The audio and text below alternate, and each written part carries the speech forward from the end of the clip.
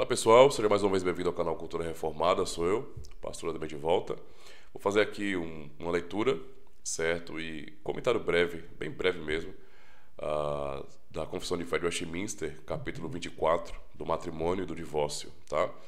Um texto que eu acho bem interessante, que trazem princípios muito claros, né? E muito bons, na verdade, que são aplicações do texto da Palavra de Deus, tá? São as aplicações.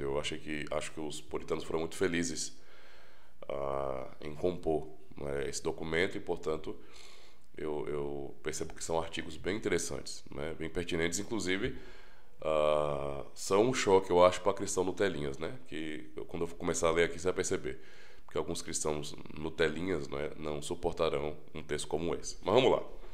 Depois você pode deixar seus comentários aí também, o que você pensa sobre isso, né? Só estou lendo o artigo. Vou deixar também aqui na descrição o artigo, tá? Diz bem assim, o artigo 1. O casamento deve ser entre um homem e uma mulher. Só aqui, né, já a turma da lacração, uma turma progressista, já pararia por aqui, né? Um casamento deve ser entre um homem e uma mulher, não é? A confissão só está respeitando aquilo que a Escritura Sagrada ensina. Só isso. Ao homem não é lícito ter mais de uma esposa, nem à mulher mais de um marido ao mesmo tempo. Então, é um princípio muito claro.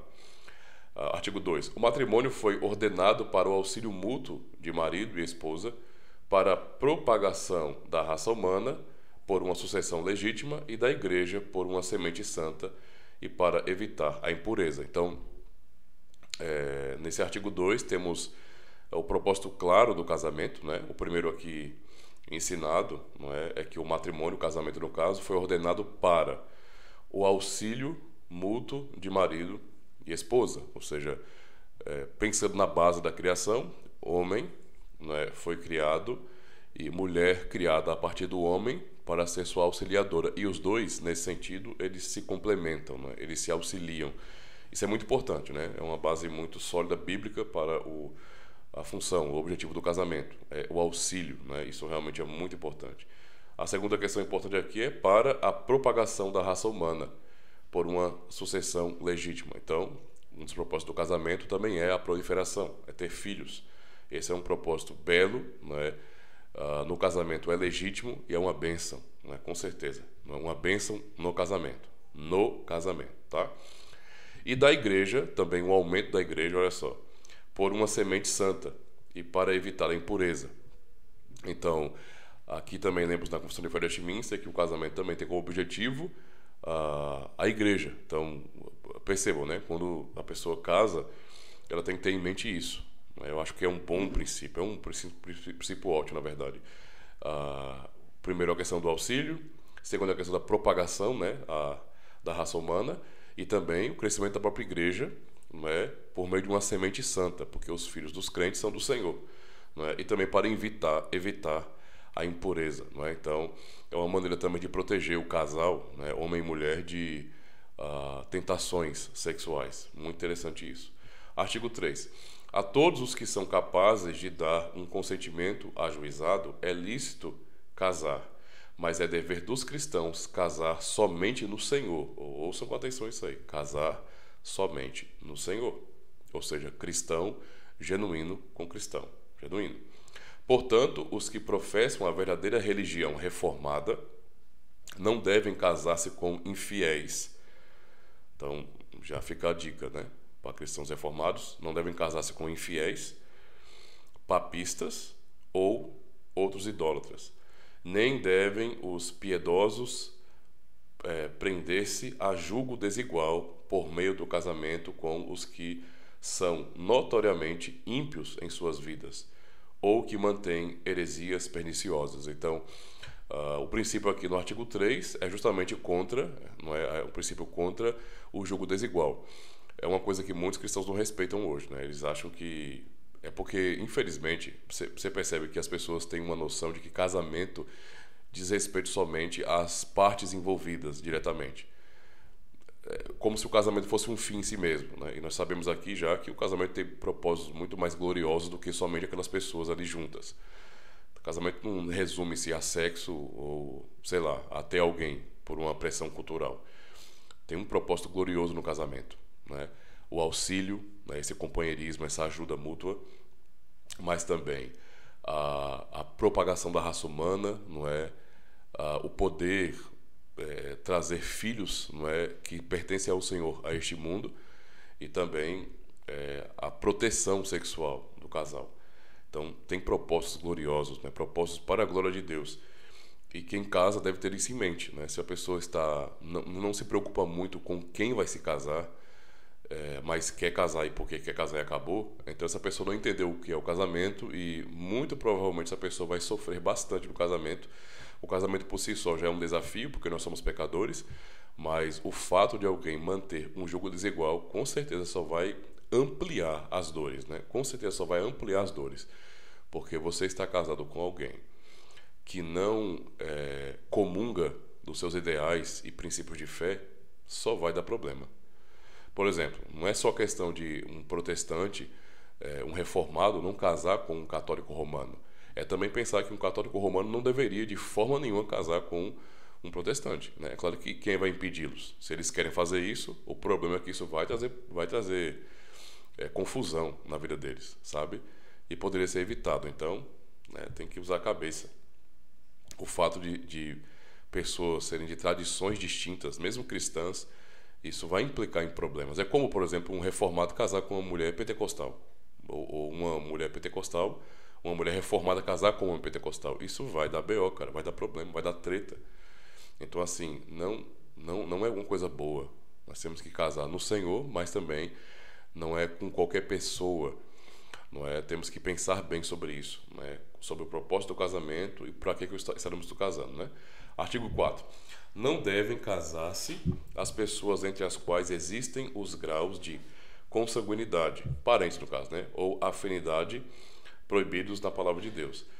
Tais casamentos incestuosos jamais poderão tornar-se lícitos pelas leis humanas ou pelo consentimento das partes, de modo a poderem viver juntas como marido e esposa. Mesmo que as leis dos homens elas acabem tornando isso normal, né? Isso é meio que uma luta dos progressistas hoje, né? Do pessoal esquerdista, para que se quebre o tabu, né? De princípios que limitam nesse sentido o relacionamento de pais com filhos, de primos, de irmãos, né? Ainda assim, mesmo que a lei acabe se afrouxando para isso, a palavra do Senhor não muda. Então, para todos os fins, a lei máxima para o cristão é a palavra de Deus, né? Então, isso é claro. Artigo 5. O adultério ou a fornicação cometidos depois de um contrato, sendo descoberto antes do casamento, dá à parte inocente justo motivo de dissolver o contrato. No caso, imagine a pessoa está noiva, né, de repente, então já marcou a data do casamento e o noivo está adulterando, né, está fornicando.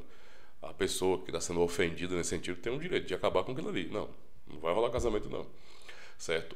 No caso do adultério, depois do casamento, a parte inocente é lícito propor divórcio e depois de obter o divórcio, casar com outrem, como se a parte infiel fosse morta. O princípio aqui é princípio de aliança mesmo, né? A ideia de a parte que quebra a aliança deve ser tratada como morta. No passado, morria, né? Nesse sentido, quem quebrasse o pacto acabava morrendo. No caso do princípio aplicado a nós, no conceito de casamento, o que a Constituição de Fé de Westminster propõe aqui é o princípio da aliança e, portanto, a parte que é inocente, não é, que não provocou, que não adulterou nesse sentido, é lícito ela propor o divórcio, então é possível. É claro que o outro caminho também é possível, que é o caminho do perdão, tranquilo. É até desejável, né, que o casamento não se acabe, mas a parte que foi ofendida é possível que haja o divórcio, por exemplo. E essa parte fica livre para casar mais uma vez, né? Para casar porque a outra parte é considerada como morta, não tem a situação. Então quem vai ser punido, não podendo casar novamente, se for o caso de um membro da igreja que quer permanecer como membro da igreja, é a parte que adulterou. Ah, mas isso é muito duro. Não, é duro, mas na hora do vamos ver, né? Quando a pessoa estava lá, no ato de adultério, ela não pensou nisso, mas sabia do princípio, então tem que pensar, né? Então, algumas pessoas vão achar que esse artigo do capítulo 24 da Constituição de Westminster é exagerado ou então é desnecessário, eu sinceramente não tenho discordância não com esse princípio não, certo? A parte que quebrou a aliança que pague, né? Então, não acho difícil de entender isso não, tá? Continuando aqui só para terminar a leitura. A parte inocente é lícito propor o divórcio e, depois de obter o divórcio, casar com outrem, como se a parte infiel fosse morta. Artigo 6, último artigo então. Posto que a corrupção do homem seja tal que o incline a procurar argumentos a fim de indevidamente separar aqueles que Deus uniu em matrimônio, contudo nada, senão o adultério, é a causa suficiente para dissolver os laços do matrimônio, a não ser que haja dissensão tão obstinada que não possa ser remediada nem pela Igreja, nem pelo magistrado civil. Para a dissolução do matrimônio é necessário haver um processo público e regular, não se devendo deixar ao arbítrio e discrição das partes o decidir em seu próprio caso. Então, em suma, são princípios que eu acho bem interessantes, que, para mim, sinceramente falando, explicam muito bem e aplicam muito bem os textos da Palavra de Deus, não é? Ao contexto realmente do casamento, e eu achei bem apropriado, na verdade, né? Alguns vão achar exagerado, não é necessário botar isso na confissão, mas se você deixar em aberto também, isso pode ser um problema, né? Eu sei que são assuntos que são pastorais, eu não nego, são assuntos pastorais, e de certa forma os pastores, os presbíteros da igreja devem aplicar, não é, os princípios da Palavra de Deus, avaliando cada caso de uma maneira diferente, né? Porque você vai analisar a situação, o acontecido em si. Alguns podem usar o argumento de que ter um artigo desse na confissão significa ficar preso, mas aí é também meio falacioso, porque é a confissão de fé, não é a própria Escritura em si. Nós confiamos que a confissão está sendo fiel à Escritura, mas para todos os fins, os presbíteros vão ter, não é, sabedoria da Palavra de Deus para aplicar os princípios, não é, da maneira correta. Não significa dizer que eles vão de maneira cega e estar aplicando os princípios sem pensar nas pessoas em si. Não, eles vão analisar cada caso, vão ouvir as partes, digamos assim, e então, ouvindo as partes, tendo testemunho de ambas as partes, vão chegar à sua devida conclusão pela Palavra de Deus. Não é? E assim, no fim, a confissão acaba sendo aplicada.